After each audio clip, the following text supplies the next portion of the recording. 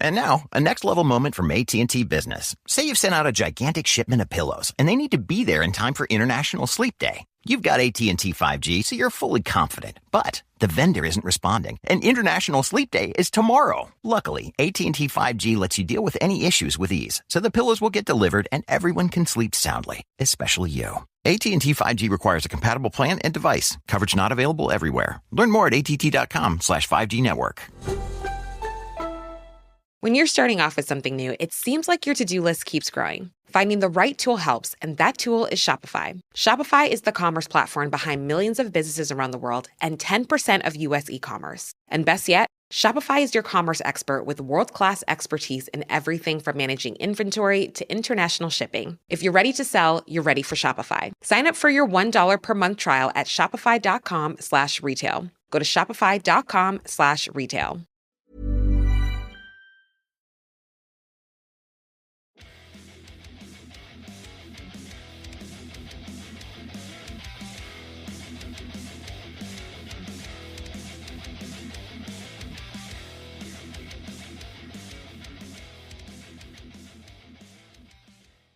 Welcome, guys, to this week's episode of Heavy Metal Tones with me, your podcast host, Tony Evans. If just a little bit of a warning, if I have to go away and have a little of a cough and pause and come back, I have been suffering with a chest infection the last couple of weeks, so that's why I haven't been on the TikToks and so on. I just didn't have the energy or the strength to do it because I had so many other things to do. But this week's episode, now I'm feeling much better, by the way. This week's episode is about the UK Subs' second album, Brand New Age. Now, I know it's not metal, but it's been a little while since we moved and had a listen to punk. We'll talk about punk music.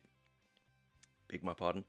And because as of you listening to this, I've just been to Sydney to see the Pistols, all bar John Lydon, sadly, but 99% of the band. So hopefully it has been a great experience. I just really want to see Steve Jones and Paul Cook and Glenn Matlock. That's it. I've seen John Lydon before. I just really want to see the band itself play some music. So anyway, the reason I thought about UK Subs was I was trying to think of a punk band that I could talk about for this episode to tie in with my visit to the Pistols, see the Pistols in Sydney. And there's a lot out there, but this one is really interesting for me because it's fronted by a man in 1976, Charlie Harper, the amazing and mercurial Charlie Harper. I've seen the UK Subs quite a few times now. Was 33 when he formed or joined changed the name of the band he was in and the direction of the band he was in to be a punk band, to jump on, as they say, the bandwagon. He's quite an interesting character, okay? So, born in 1944, he is reportedly the nephew of Cesar Romero, who was the first Joker. So, if you don't know, and you're too young to know, the 1960s Batman sort of comic book adaptation with all the sort of garish, wonderful 60s colours and the powers and the kazaps and the wowies and get that and get this, and great actors that played it with a bit of tongue-in-cheek. Well, Cesar Romero played the very first Joker. So, he was born David Charles Perez in May of 1944, as I said. He was educated at a radical secondary school, and he left the school, originally born up north and was in Barnsley, and then moved to Sussex as a young boy. And he left school to go into the collieries. So a colliery, if you don't know what it is a coal mine in Dodsworth. Not having enough of that, he then left there to become a hairdresser. And he worked in 1970. He got married and worked in his sister-in-law's salon. But following his apprenticeship, I forgot to mention this. Following his apprenticeship as a hairdresser, he was busking and playing guitar, harmonica, and singing for spare cash before he became the hairdresser. Now, at the time of the punk explosion, he was already a veteran of the R&B scene in London. His first band being Charlie Harper and the Free Press. Prior to that, he then had another band called the Marauders prior to the Subs, which then became the Subversives, which then became UK Subs. Now he went from an R&B band to a pub rock band, i.e. the Marauders, to a punk band. So you can say about Charlie that he does like to jump on bandwagons. Now, it's not like a bad thing in some respects. He's just following the trend. The interesting thing about this is that when I was looking into Charlie and his life, because as I said, he's a mercurial character. Been with the band now for ever since their first album and before, so 1980, 79, 80, 76, sorry, to now. So he changed himself a few times to get into the guise he's in now, but then he's sort of stuck with this particular sound and image because it clicks with him and it works for him. It's just interesting how people often think of punk bands as being youthful teenagers, who have got the opportunity, seen the Pistols, and have the opportunity to suddenly then be who they want to be, go out and make music because there's nothing else to do. But I did a little bit of research before we get onto the first album and chat about the album itself. I did a bit of research and I was really quite surprised about this. Okay, now think about this. So in 1976, when the punk explosion happened, the average married age of a man was 23, and the average marriage age of a woman was 21. The first born child of a couple in 76 was at the age of 25, and the average minimum leaving age of school was 16. It had been raised to 16 4 years previously to that, or 3 years previously to that, in 1972, 73. And the average weekly wage was £72 for a man, and woefully £45 for a woman. But what does that equate to? Well, that equates to a pint of beer at 32 pence, a loaf of bread at 19p, and a packet of cigarettes at 45 pence. So you could get a pint of beer, a pack of cigarettes, and have some toast for £1, and you were earning 72 quid a week. So, and this is average, of course. So life wasn't as bad as they make out a lot of these times. But what I'm trying to say is, so go back to the original thing I was saying, where the average age of a married man was 23 and woman was 21, right? And first child 25. And I looked at all the leading lights of the punk movement in the first wave as much as I could remember and get on and have time to do. Now, Charlie Harper was 33, okay? Ian Dury, 35. So yes, Ian Dury and the Blockheads. But then you had Joe Strummer at 25, Hugh Cornwell, 26, okay? Andy Partridge at XTC, 23, Elvis Costello, 22, Paul Weller was one of the youngest at 19, Nick Tesco with the members, 22, Dave Vanian was 20. So these are all men, and when it comes to the women, so I shouldn't let the women out there, they were the younger ones. So Ari Up of the Slits was 15, and Polystyrene was 19 of the X-Ray Specs. Pete Shelley was 22 from the Buzzcocks.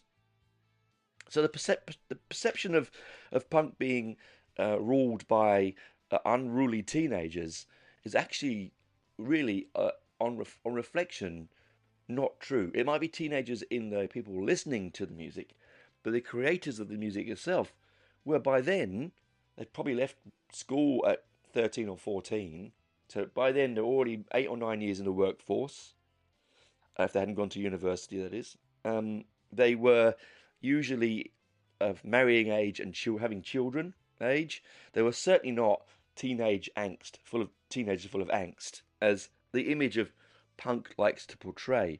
You can see why that a lot of the bands had a more of a political leaning towards the back end of the movement, because the people making the music were older, and the things that were affecting them were not, acne, girls not talking to them, that kind of thing. And it may have been job acquisition for men of that age, because it was very high unemployment in around that time, because the economy was crashing. from the glories of the '60s to the sadness of the realities of the brash and shiny '70s. It was quite a stark time for a lot of people up and down the country, particularly in the coal mines and up north and so on. But what I'm trying to get to is that when people say, "Oh, Charlie," they look up, they go, "Oh, Charlie was far too old to be playing in a punk band," because that was a lot of the same with. I mean, that was thrown at Hugh Cornwell. It was thrown at Ian Dury, and there is a lot of there's a lot of good reason behind saying that. There's a lot of good facts to say that. Yes, they are 33, they're 22, they're 25, they're not 17, 18, 19. But they brought a more mature sound to that genre of music. And to say that Charlie was too old, yes, in some respects I agree. But he's too old to write songs about, teenagers, although he does, and they do, and we'll talk about that. But he's not too old to talk about the realities of life, which he does bring to the first at least 4 albums. Now, interestingly, we'll now move on to the band itself. So he's formed this band. He's formed this this pub rock band. A lot of punk bands became from the ashes of pub rock bands. The Clash did with the London SS. A lot of those sort of bands did, and Dr. Feelgood and all those sort of people. And so the Stranglers, in that respect, as also. Now, they formed the band and they released on. Now, the band itself, so I'm going to get my paperwork. The band itself consisted of Nicky Garrett on guitar, Paul Slack on bass, Rory Lyons on drums. Okay, and that was a lineup with Charlie Harper, of course.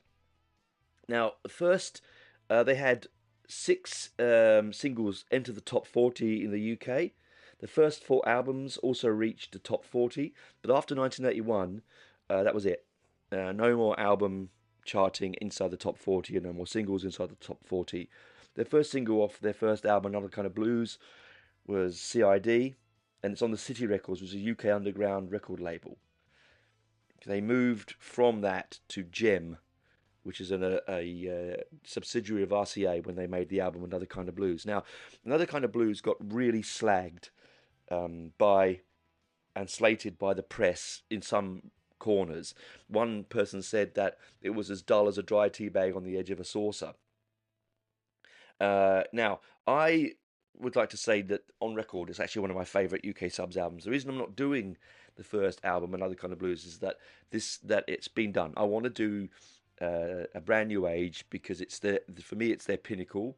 It's their point at which they reach their best, and then from there on in, it's pretty straightforward and not down, but they don't reach this height, I don't think, in the 26 albums that they've produced. Interestingly, again, another fact, all their albums begin with a different letter of the alphabet. 26, as you can get. Their very last album that came out in 2016 was Zizou. Z, obviously. The band was filmed by Julian Temple for a film that was released in the cinema. He actually recorded and directed Rock and Roll Swindle and The Filth and the Fury. It's called Punk Can Take It. It basically was a live video show of the UK subs playing at the Marquee. It was on the cinema. Did get released as a movie. So if you can track that down, it might be interesting for you to watch. They opened with the Police in 1979. So they were doing all right, and that the Police at that time were not a massive band, but they were getting bigger. Another Kind of Blues comes out now. It was released, the first 20,000 copies of it on blue vinyl and with a poster, and I have I have one of those copies with a blue label, and it's actually a really good album. The reason that people found it boring, listeners, is because it was a mixed, as it says, Another Kind of Blues. This is, Charlie Harper's background is R&B, so he's bringing blues to punk. He was doing something what punk was about. He was being experimental and different, and you either got it or you didn't. Unfortunately, it didn't sell as well as the second album, because the second album, what we're going to talk about, is much more straightforward. But the first album has its moments, okay? It does mix them, the punk with R&B really, really well in a way that no one else does. Now, I first come across the UK subs. You might ask, why am I interested in the subs? Because it was scrawled on a fence on the way down to my shopping centre when I was a kid. There was a fence in an alleyway, and someone had written in big, sprayed in a spray can, UK subs on it. And I often saw kids or older teenagers wearing UK subs t-shirts, and I had no idea who they were. And you're like 10 or 11, whatever, and you think, okay, I'm not sure who they are, but I did manage to sort of find, I think it was Warhead that my brother had as a single, which I now have on brown vinyl. And I remember him playing that occasionally, but it was never something that was in my vision. But what drew me when I sort of got closer to listening to that music was the Charlie Harper aspect, that he was a lot older. They had this kind of real menace, a sort of street menace to him that the sort of young spotty youths didn't have. So, I mean, a really interesting image, for me, on that respect. A real sort of, it pulled me in. Anyway, so it was the album Brand New Age came out in 1980, right? Second studio album, and their most successful album to date on the RCA/Gems record label. They had included sort of a lot more themes in this record. Now, as I said before, the thing about punk is it was always considered something like, hey, it's about youth rebellion, it's about teenagers, it's about violence. That's what they think it is. But when you realise that a lot of these actual singers were old enough not to be thinking about that kind, it didn't even cross their radar a lot of the time. They'd gone past that by a long way. There were much more serious things that were concerning them, and that's where this band sort of sits. It's more in the political aspect. It does have some grounding in, there are tracks about teenagers and love and sex and whatever, but it's mainly about the world around them. We'll talk about that in the second half when we get to it, because it's a very interesting aspect of that side of punk that people often think is much maligned, I should say, because it does sound like it's shooting fish in a barrel, if you know what I mean. If you lived in the UK, particularly in London or up north in the 70s, you'd understand exactly what Thatcher's Britain was doing, and you can understand why they were writing these songs. But as I said, not coming from a 17-year-old, not coming from an 18-year-old, this is a 33-year-old experienced performer diving into a world full of much, much younger audience and a much, much younger compatriots, to be honest. Anyway, we'll chat about Brand New Age on the other side. Go and enjoy the break, enjoy away from my croaky voice. Though if you don't want to listen to adverts, you can come over to Patreon. The link is in the show notes below. For $2 Australian a month, you get ad-free and you get extras. So anyway, that's patreon.com/heavy metal tones. That's enough of my advertising. Chat on the other side. Bye for now. When you're starting off with something new, it seems like your to-do list keeps growing. Finding the right tool helps, and that tool is Shopify. Shopify is the commerce platform behind millions of businesses around the world and 10% of U.S. e-commerce. And best yet, Shopify is your commerce expert with world-class expertise in everything from managing inventory to international shipping. If you're ready to sell, you're ready for Shopify. Sign up for your $1 per month trial at shopify.com/retail. Go to shopify.com/retail. The U.S. and China are competing for global leadership. The country who wins will define the world we live in. U.S. international assistance is vital to our national security. It helps prevent terrorism and avoid costly wars. It fights diseases and saves lives. It helps keep America as the #1 economy in the world. U.S. international assistance protects our interests at home and abroad. If America doesn't lead, China will.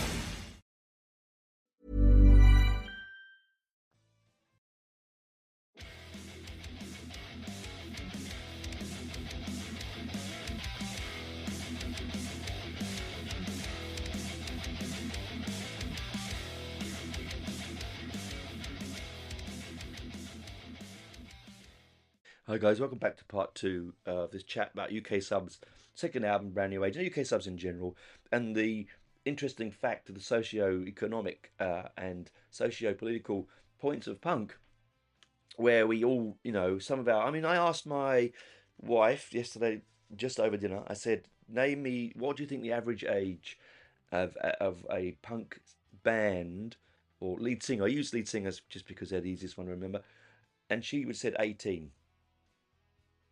And way off. In some respects, 7 or 8 years off. Of course, there was very young bands like Eater that were 14 and 15 years old, but they were not. They were very few and far between in that first wave because it was an art movement most of the time, most of it anyway, and they were already quite experienced musicians. A lot of them, even though they won't admit to it, but they were. Anyway, that aside, this is the reason that I'm talking about this, is that this album, Brand New Age, unlike Another Kind of Blues, which I absolutely do love, it's a very important album in my collection to me. I really love that album. But the reason I'm doing Brand New Age is because it is a more genuine snapshot of what the band became and what the band are and what punk was at that point. Right? It's There's nothing going on in this album that is revolutionary. Nothing at all. Musically, it is as you would expect for a punk band of that time. There's the rhythms are like a box full of hot frogs. They're all over the place. The bass playing is usually, as always, I find in the punk movement, much the better instrument in the band.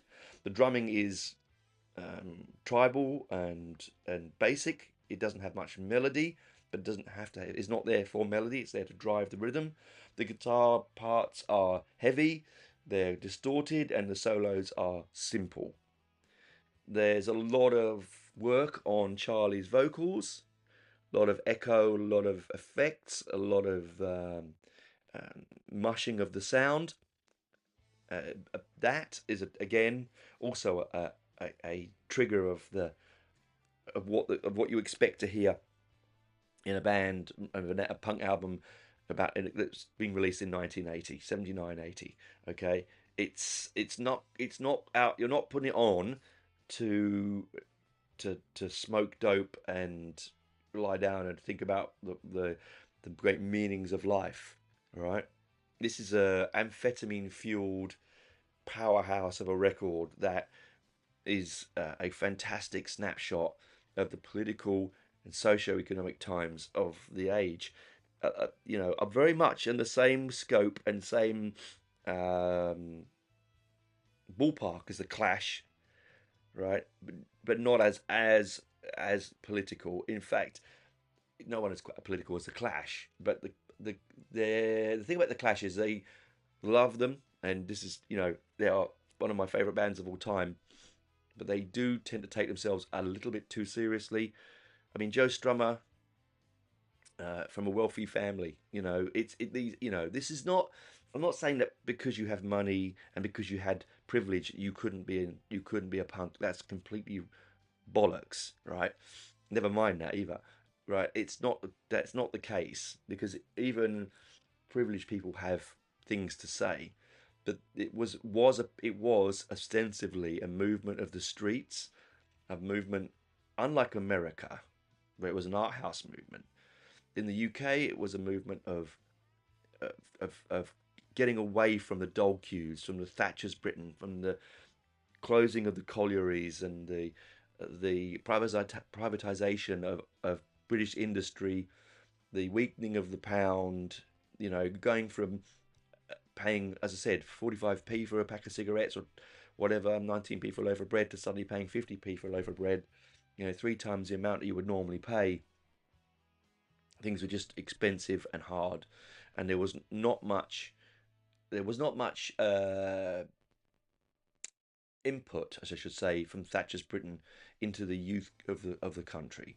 It was all aimed at the 20 plus something ages, 25-year-olds and onwards, middle class, where the money and the education lay.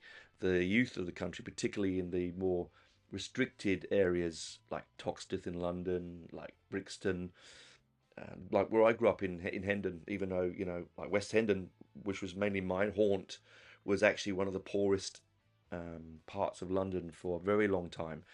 Uh, Modern London, I should say, obviously not as bad as the slums of Whitechapel and so on the East End, but very poor. In fact, the church was built there in West Hendon to help put shoes and clothes on the kids and give them food, because there was so much little money in the area where I grew up, that previous to when, in the 60s, 50s and 60s, they were a lot of destitute, poorly housed and poorly fed families with no chance of education, and the church was there to educate them also as well, and to give them a leg up in life. Anyway, that aside, that's what I'm saying. This is where it's coming from. So you don't, it was a street movement, a movement of like anxiety and depression, and a movement of sort of protest in a way that the hippies really did not make a single dent. I've talked about this before. I'm not going to go about this again, but you can go back and listen to an episode that I did called about punk in London and New York, the different scenes, the different. I'll put a link to that in the show notes below as well. Anyway, I've lost my train of thought while I was going there. I really have. Yes, we're going. So this album, it's Brand New Age. So it's full of, like I said, it's rhythmically like a box full of hot frogs, right? It sort of goes all over the place. It doesn't have direction in this fact that there's no storyline behind it. Lyrically, sometimes it's a bit naive, and I find myself, wincing sometimes at some of the lyrical usages in there and some of the imagery in there. But if you're a 17-year-old, student, or a 17-year-old boy or girl heading into the workforce for the first time, or been in the workforce for a year or so, and you want to just let out the rage and have some fun and excitement that doesn't cost you, half your wages to go and see or to buy one of their records, then this is the album that they would be going towards. Garish, brightly coloured album cover that has like the end of the world sort of scenarios, and the typical kind of collage 1980s anti-war kind of thing. The tracks on it, now it's a short album, as I said before. It's not going to live with you forever. It covers themes like terrorism, violence, religious fundamentalism, alcohol, drugs, motorbikes, girls, and youth culture. It had 2 hit singles on it: Warhead, which is a jihadi, it talks about jihadism and in Afghanistan, and Teenage, which both reaching 32 in the charts in 1980. Warhead reached number 30 and Teenage reached number 32. So a typical kind of themes spread across the record there, all right? Now, you've got the track listing. It's You Can't Take It Anymore, Brand New Age, Public Servant, Warhead, Barbie's Dead, Organised Crime, Rat Race, Emotional Blackmail, Kicks, Teenage, Dirty Girls, 500cc, Bomb Factory, and then Emotional Blackmail 2. So you can hear straight away what you're going to get from this album, all right? It's not an album for you to sit down and break down and think about, hey, how lyrics, how deep are these lyrics? This is a lyric of a writer, because as I said, he wrote most of the lyrics, all right? Did Charlie? So he's the most mature member of the band. The music itself is not by any means unlistenable. It's very, very entertaining music. It's great, high energy, early punk. Like I said, hot frogs in a box. It's all over the place. It's jumping all over from rhythm to rhythm, from basics to basics. It is really a simple 3-chord music, in a way that the same was with the Pistols, the same that sort of is with the Clash. It's The Damned. It's just something that gives you high energy, right? So I'm going to go on to the very first track. So the very first track is this, as I said, You Can't Take It Anymore. This is a clattery, um, modern sort of song. I think it sounds quite modern anyway, actually, but it's quite clattery.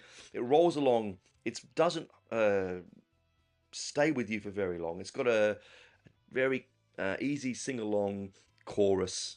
The sort of echoing, you can't take it anymore, you can't take it anymore. It's really trying to talk about, we again, it's that street level.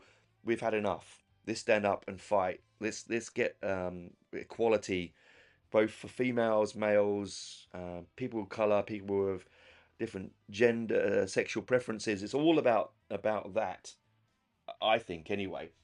And it's a good opener. It's a good, simple opener because it doesn't hang around. It's like 1 minute 39. This is the thing about this album. None of the tracks are very long. Typical punk tracks, most of them under 3 minutes, but they do seem to feel like they go much longer. It's also an album about the change of from the 70s to the 80s because it came out in 1980. It's got, like I said, it's got computer graphics as the name of the album. It's called collage rockets and walls and graffiti and cars and things like that. And I remember in 1980 going to school. It was Christmas 1979. The teacher said to us, "When you come back after school holidays, children, it'll be a new decade." And I really, really remember that day. And I remember that conversation. I remember the whiteboard where I was sitting. It's just one of those things that you just always remember. And this sort of song, this opening song, as I said, it sort of brings the album into the 80s in the fact that it does have it opens up with a kind of like slow build bass part and a sort of hi-hat drum section. And it does feel like they're trying to say this is a brand new age. This is a new decade. We're going to be different. This is not the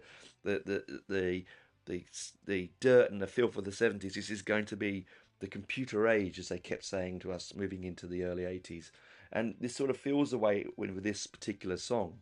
It's quite a quick song. I mean, 1 minute and 59 seconds. It's all about this sort of it's like a deep down vocal underneath, just saying you can't take it anymore, with this sort of clattering dystopian guitar piece over the top. Good way to start the album.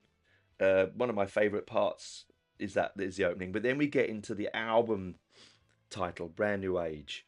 This one speeds up a bit more. This one has a bit more of the Subs kind of sound as they they became known for. This for me is more like CID and things like that. It's really sing along. One thing that the Subs did very well was that a sing along portion of their music. It had a real anthemic feel, a real call to arms, stamping the feet, pogoing, marching on Downing Street kind of feel. And this one is about surveillance, because that was another thing that was prevalent in the late 70s, early 80s in the UK, particularly, and in London. And around the UK itself has the most surveillance cameras of any nation in the world, and it feels that there's this sort of dystopian 1984 kind of feel to this song, and it does. It has a real Charlie's quite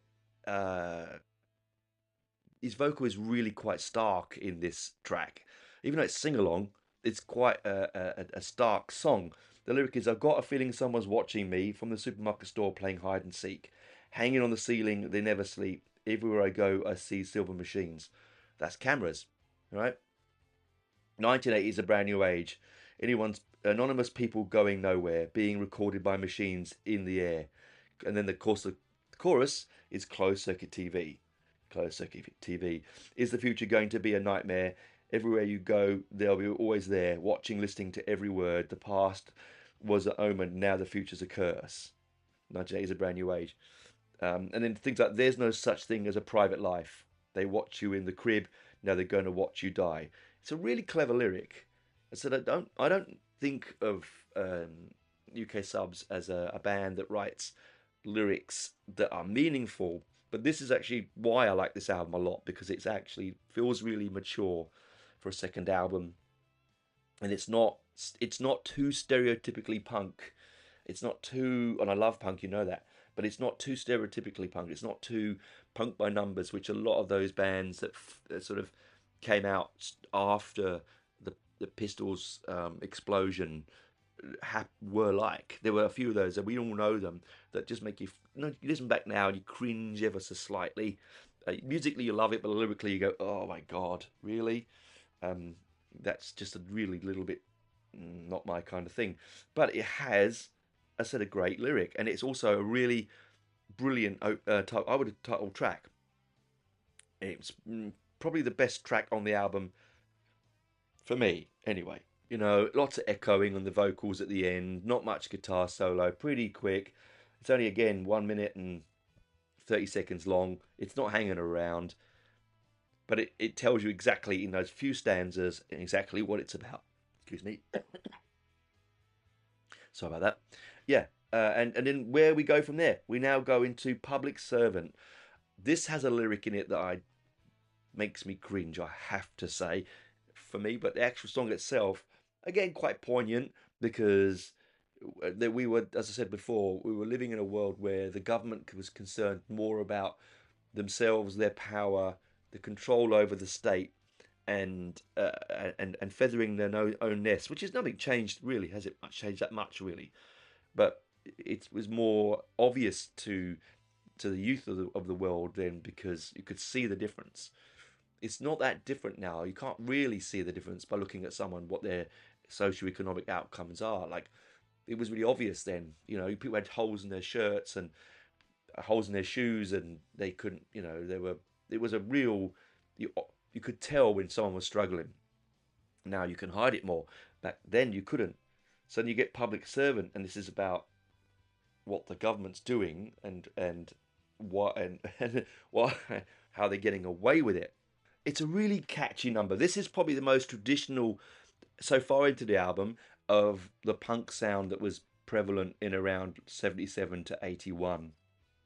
That kind of jangly guitars, the shouting at the audience, the anger, the rage, the outbursts, that sort of teenage angsty outbursts, even though he's almost a middle-aged man, and really good sort of sing-along punchy lyrics.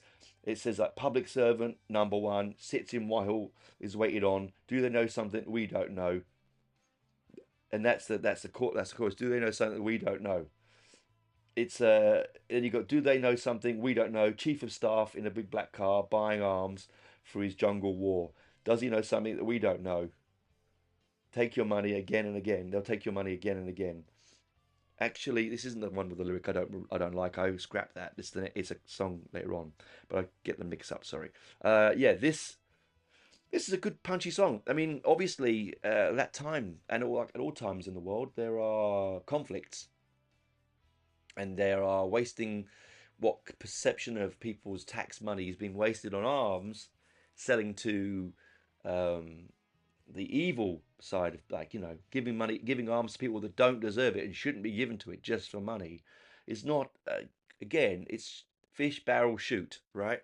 It's easy to write a song about that kind of thing, particularly then, because it was really prevalent.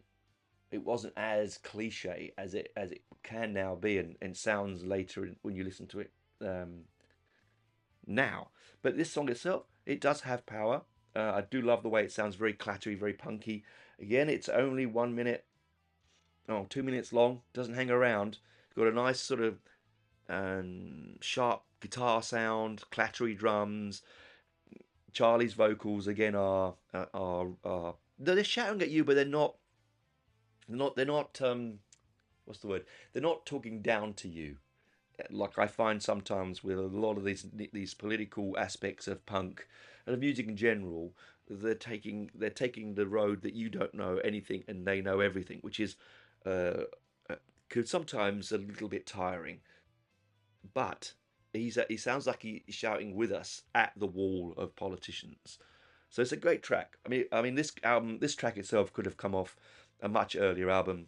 Could have come off something easily by the Clash, by any of those sort of, even by Crass, but any of those politically based bands. But UK Subs are known for being a little bit more political, but I would say they're also known for songs about teenagers and getting arrested and police cars and things like that. Anyway, that's my impression. Other people who have loved the band may have different impressions, and you can please do politely tell me that. Anyway, what's the next track we're going to move on to? It's Warhead, the single that came off the band, the first single off the album. Now, this is a really good single. As I said to you, my brother Ronald had it. I've got it now. I've got all their singles, actually. It's a real good sing-along single. It had a great cover. It had like a body of a soldier with a rocket as a head.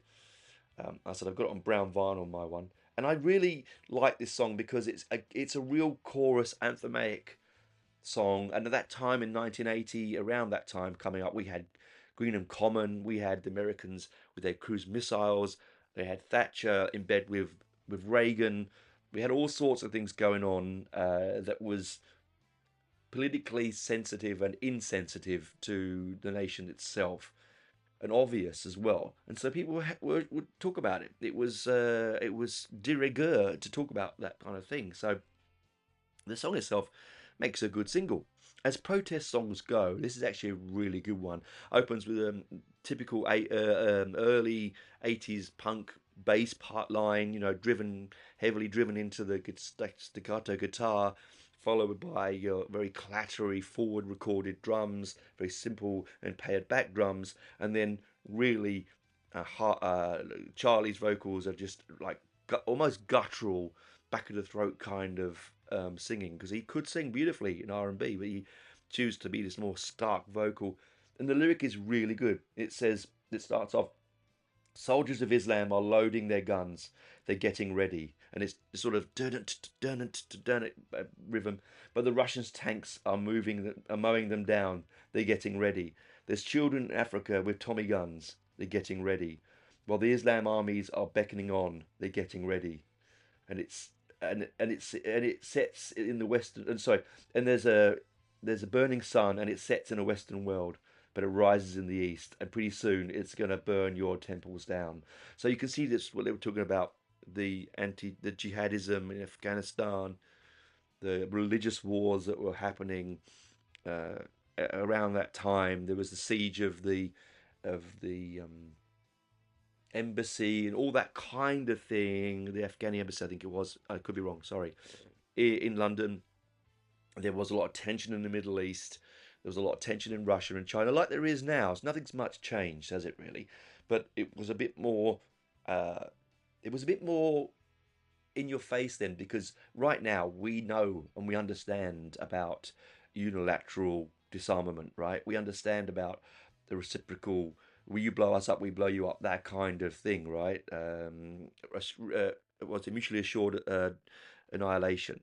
But that sort of stuff was new to the general public back then, and obviously very scary. And I remember spending a lot of time as a youth worrying about that it would end up being bombed and end up being nuked.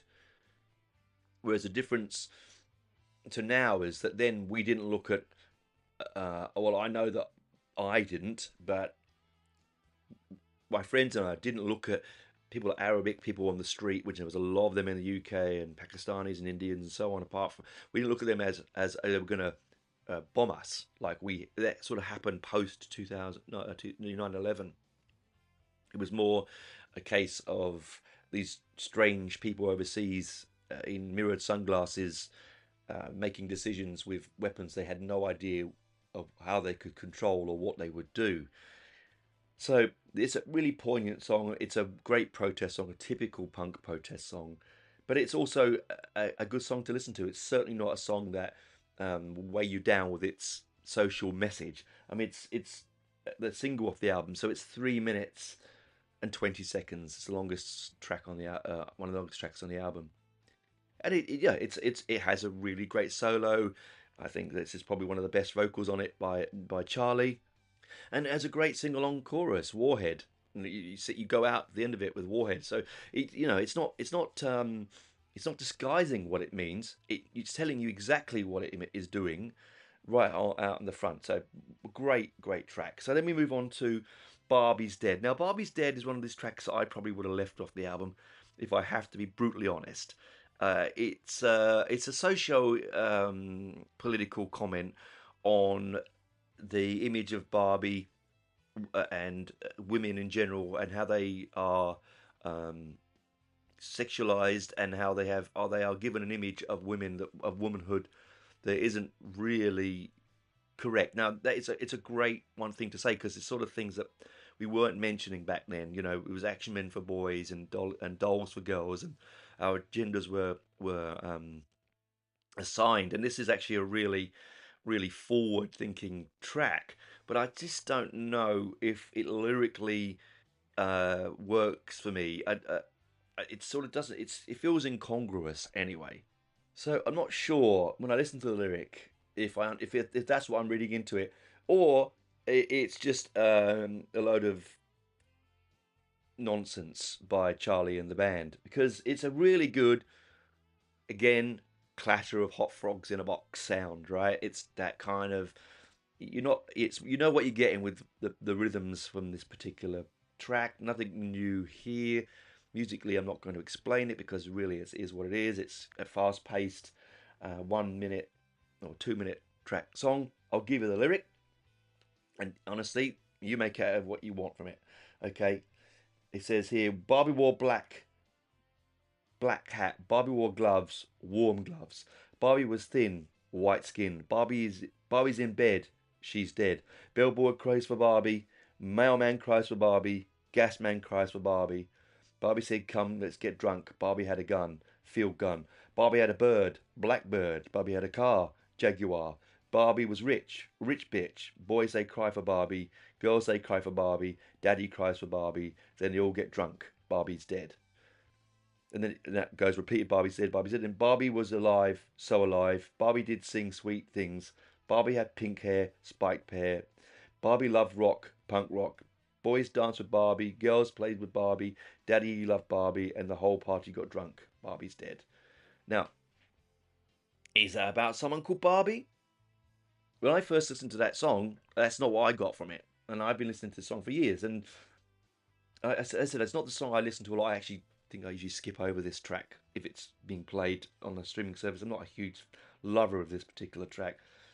I mean, it could be a story about a girl called Barbie.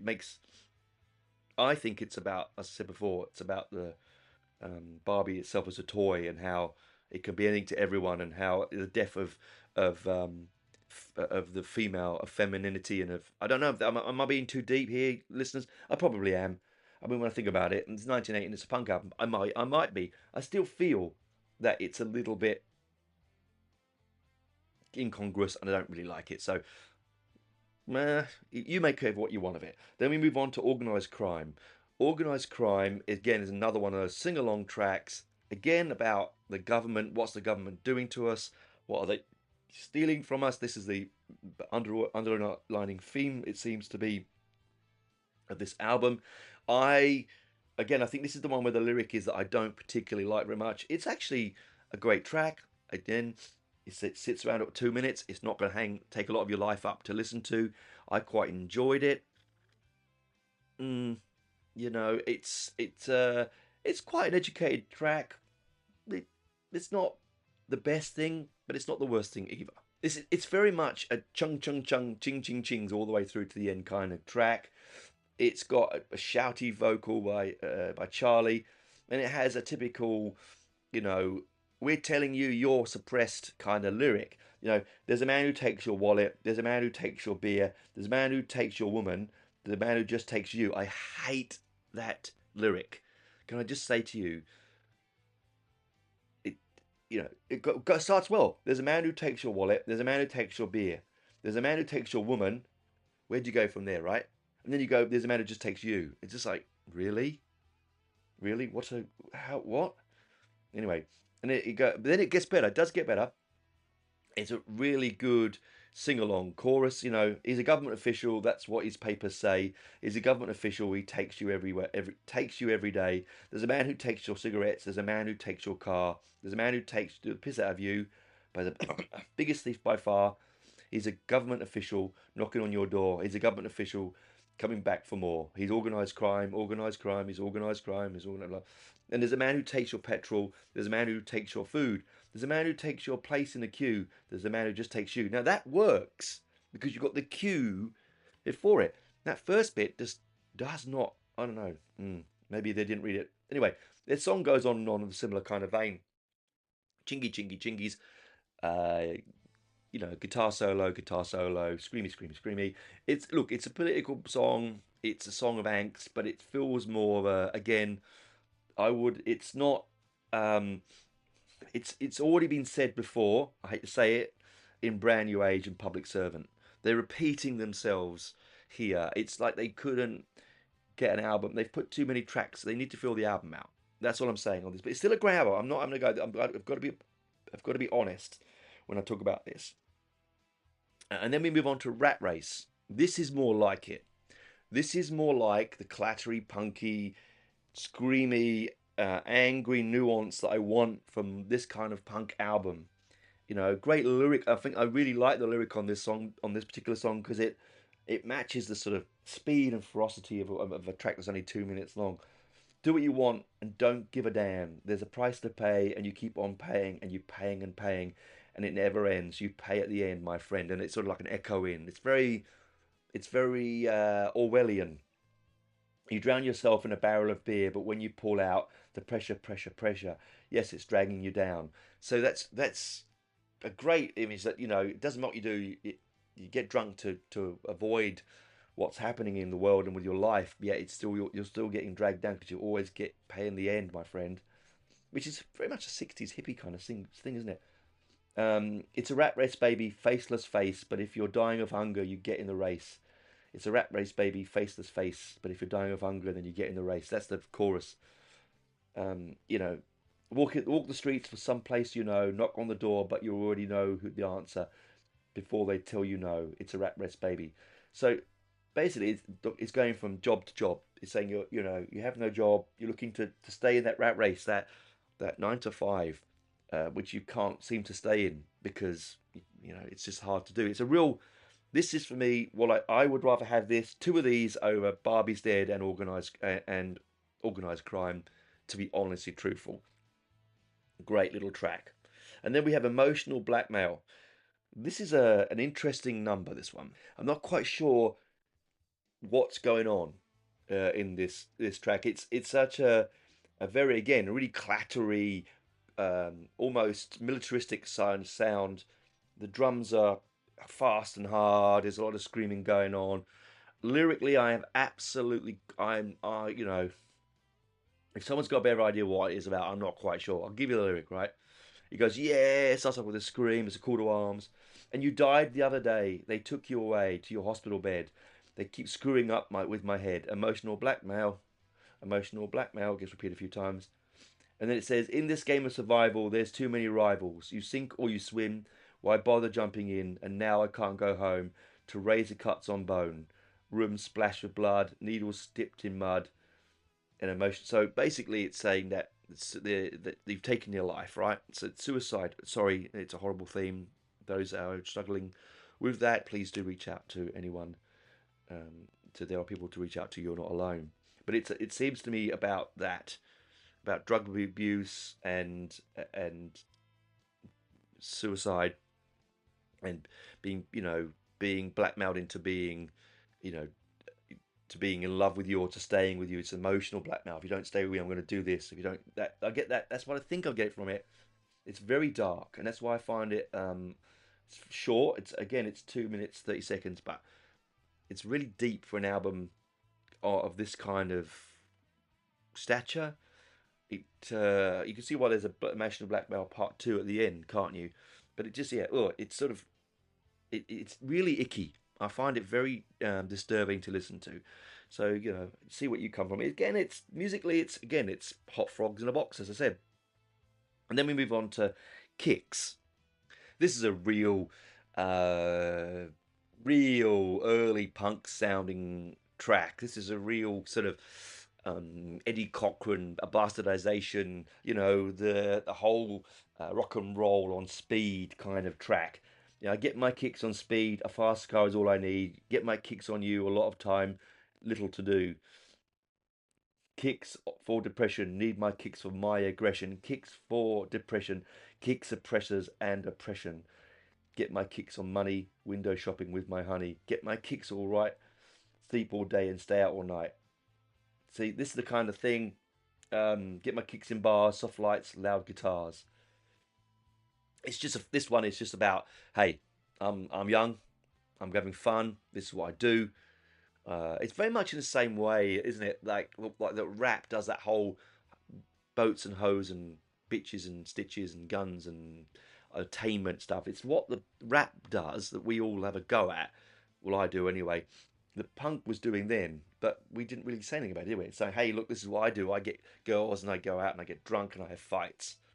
And it's a high energy song, and it's okay. Let's all do it. It's a quite an interesting track in that respect, but I like it. I mean, it says what it is on the packet. Kicks. It's not telling you any different. And then we follow by Teenage, which is the second single. This again comes back to my first part of the show where I say that writing songs about teenagers and things like that when you're 33 years old is a little bit off sometimes, because it's not, are you really writing a song about being a teenager? How can you be? You were a teenager when you wrote this. You probably have teenage kids when you're writing this, and you have no connection with those teenage kids, and your teenage years were so long ago and in a completely different decade and a completely different lifetime post-war, right? When teenagers probably didn't even really exist then. Still a great single. I can see why they read it as a single. It's a good sing-along song. You will enjoy it. I mean, it's really about looking back, actually, when you think about this lyric, actually. It's that looking back at being a teenager. Baby, won't you buy me a brand new suit like they wore in 62? I want to be in the latest craze. I want to be in the news. I want to get my name on the front page because my suit was all the rage. And it's a really good sing-along. Teenage, I want to be teenage. It's a very... it's probably saying he wants to be teenage, that he's now in his middle age or getting older. Sorry, Charlie, you weren't middle aged, but we're considering then you were. I want to be a teenager again. So maybe I was too harsh on retrospect about that. But you can buy my Lambretta lover, put your fox furs on my grill, get your face on the TV screen, you're my teenage dream. Chorus, baby, won't you buy me a real flash car? Tail fins and a wire mag wheels. We'll ride on down the freeway with the police on our heels, flashing on the speed trap screen, fastest thing you've ever seen. Look, it's a woman as well. Speaking of from the female side as well, buy me, I'll put my furs in your car. Hey, let's be reckless. Let's be James Dean is what they're basically sort of saying. That sort of highway thing. It's another thing that the subs did a lot of. There was very much an Americana feel in their early stuff, in another kind of blues, and in this album there's a sort of Americana yearn for this sort of rock and roll, the sort of what's the movie I'm thinking of? On the Waterfront, in a teen with the white t-shirt and the flick knives and all that kind of thing. It's a good song, great single, enjoyable. But a little bit icky sometimes when I think about Charlie and the lyric itself and his age, right? This next track, Dirty Girls, is a real sort of move towards what punk was becoming. It's sort of like very, very heavy, aggressive, fast, almost akin to extreme metal, in fact. As we know that the punk scene did end up arriving at the extreme metal scene, and I've done an episode about that. Please go back and listen to that as well. But we get Dirty Girls. Now, Dirty Girls, again, I think is a bit like Teenage and a bit like Kicks. It's very cliched. The American accents put on it. It's almost like they've run out of ideas, to be honest, this little third of the album. and it's a bit dated now. It doesn't mean it ruins the album. I think it's just part and parcel of the history of the album. It's just not my favourite section of the album by any means, really. As I was saying, this has a real clatter of that sort of 81 to 83 kind of sound that you get, as I said, with the more extreme bands that were around at that particular time. A lot of the street sounds where punk became more spiky leather jackets and really big Mohicans, and very much a face of London. You often saw postcards with the people dressed as punks. I mean, I got stopped by tourists a few times and paid to get a photograph with them with my Mohican and all my gear on. So it would have been more prevalent back then. So this is another thing. It's another one of those, woe is me, I can't get a nice girlfriend. All the nice girls won't talk to me. So if I want to get my leg over, I have to go to see a dirty girl in the east end of town, or, a prostitute or something like that. It's a little bit, again, it dates it. It doesn't really feather its nest or further its cause. Tracks like this. All the nice girls on my street never talk to me. I ain't got a thing for nice girls, and they ain't got a thing for me. Nighttime comes, I'm on my way, on the subway to the city. There's dirty girls, never say no. Baby, that's why I love them so. Yeah, yeah, yeah. Yeah, yeah, yeah. Saturday night is a party night in city that never sleeps. London is a rush, like New York on speed. The girls inside the marquee, all dressed up to go. Outside the music machine, they never tell you no. So they're saying that, girls into rock and roll and are easy going, which is also a lot of crap. But hey, it was an image of the time. It's a sort of side of the punk scene that I didn't really like. That sort of very much. There is towards the end, the latter end of the movement. There's a lot of misogyny in there, and it sort of completely clashes against what the original ethos of the movement was. It was pro-feminine. It was race, not race. There was no there was no genders, and there was nothing. It was just ageist. You could just do what you want, right? You just come and play, make noise, create something, be different. Music-wise, it's probably the most aggressive track on the album. And it sort of sits there with probably one of my least favourite tracks on the album, to be honest. I mean, it's only sitting around again at 1 minute 48. It's not a long track to sit with, so if you don't like it, you will go past pretty quickly. But it's got a good sort of yeah yeah yeah sing along chorus. The vocals are mixed back. The guitar's really heavy.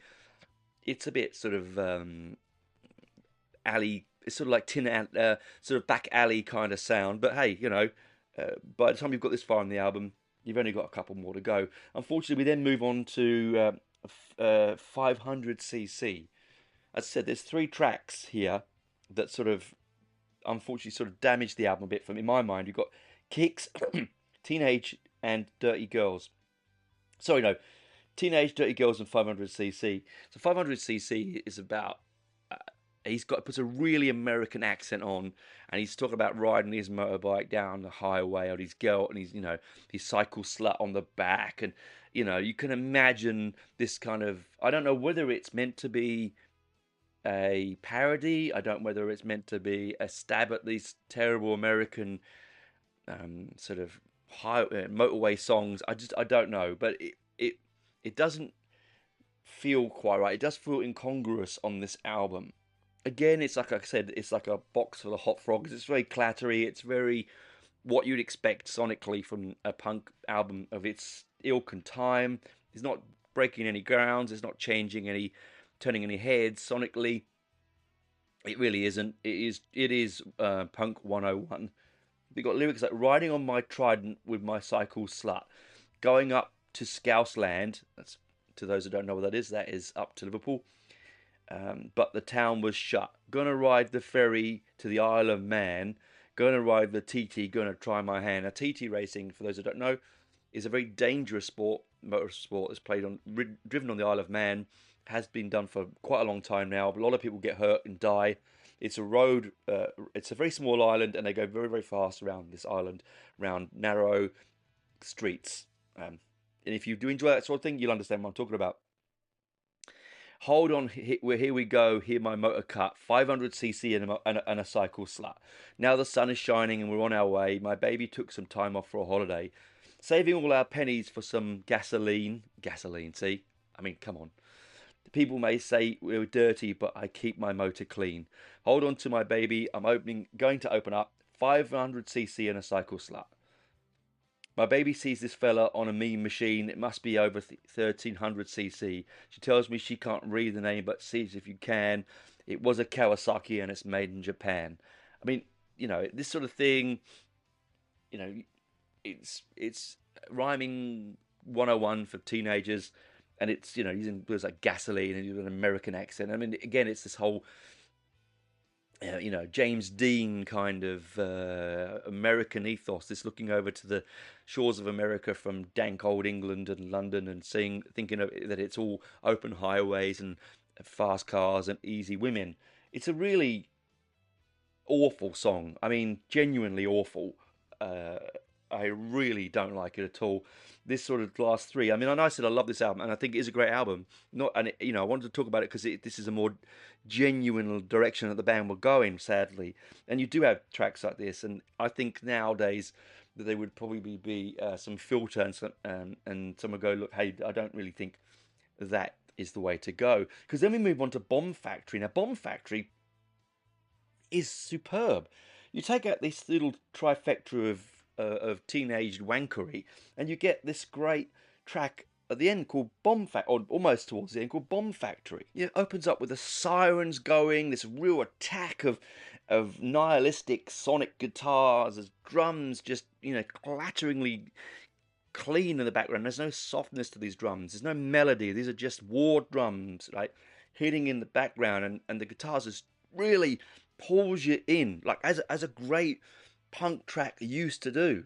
It's three chords, it's clattery, the vocals are mixed well behind the guitars. There's not a lot going on in this song. This is a song about terrorism. Okay, we had jihadism before, this is terrorism. There's a bomb in London, there's a bomb in Belfast, there's a bomb in Berlin, there's a bomb in Paris, and it's burning down your world. There's a bomb in New York, there's a bomb in Hong Kong, there's a bomb in Russia, there's a bomb in Iraq, and it's burning down your world. It's the same kind of thing ticks through. There's a time bomb and it's ticking away. There's a fuse and it's burning today. There's a factory and they're working all day. Our timers, fuses, just ignite. They're burning down your world. They're burning down your world. There's a bomb in Spain, a bomb in Israel, a bomb in Russia, and it's burning down your world. See, not the most intricately lyrical song in the world, but it has a point. It has a real political, genuine point. At that time, we were living through a period where, the terrorism was I laugh when people say, oh, but terrorism only began after 9/11. What an absolute load of crap. I mean, I lived within the fear of the IRA bombing all the time. In fact, my wife and I, when we were dating, we had to get off a train and leave the train station because we had been told that there was a bomb on it by the IRA. So it wasn't. That they gave that, what it was about disruption, not destruction.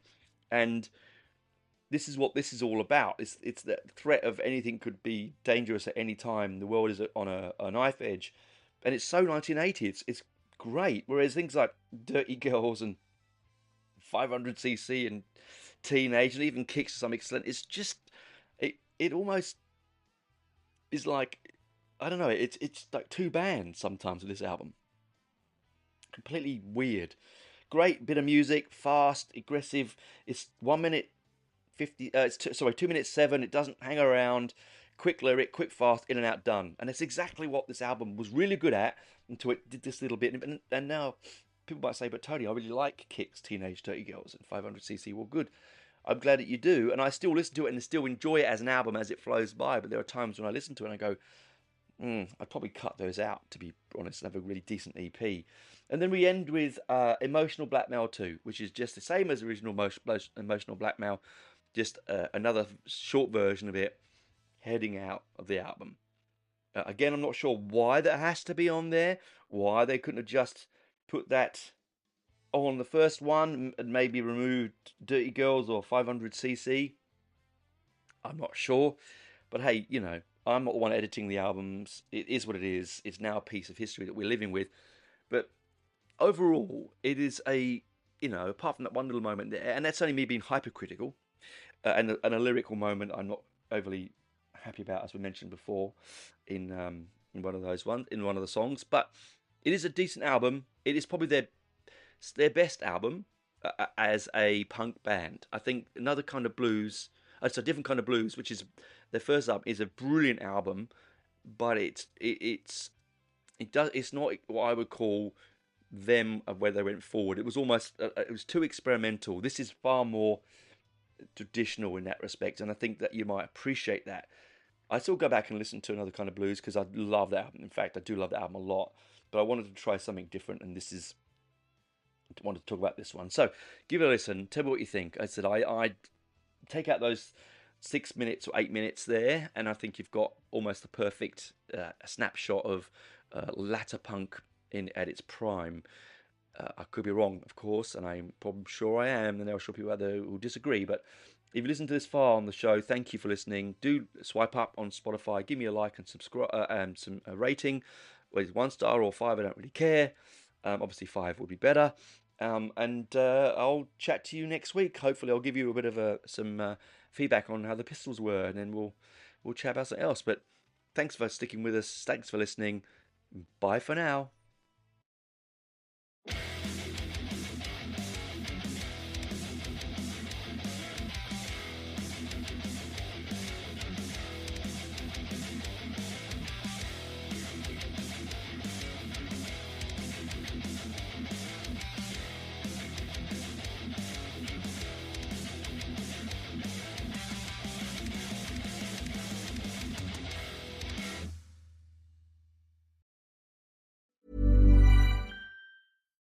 The U.S. and China are competing for global leadership.